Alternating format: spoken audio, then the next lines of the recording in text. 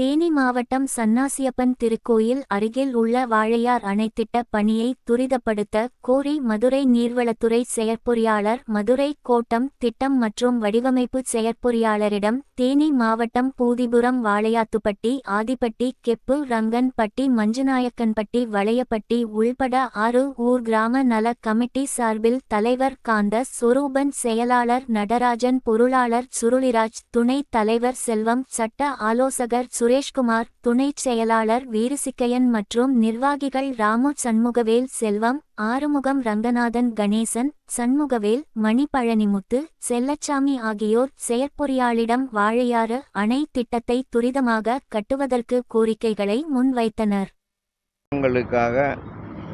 மேற்கு தொடர்ச்சி மலை மரக்காமலையின் அடிவாரத்தில் வாழையாற்றின் குறுக்கே அணை கட்ட ஏற்கனவே முயற்சி நடைபெற்று வந்தது.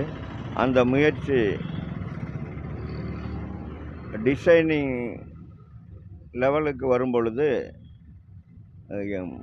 கடந்த சட்டமன்ற தேர்தல் அறிவிக்கப்பட்டதால் அந்த பணி அப்பொழுது நிறுத்தி வைக்கப்பட்டது. அதை மீண்டும் தொடங்குவதற்காக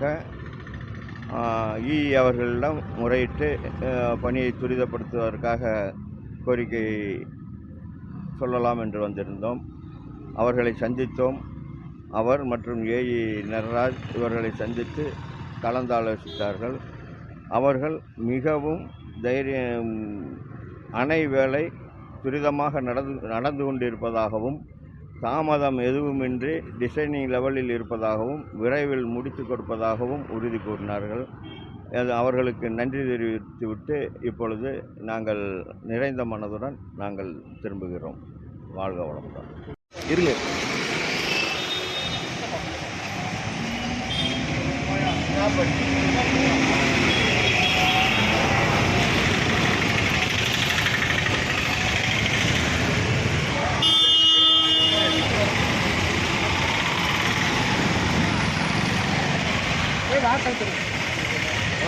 அதிக வர மாதிரி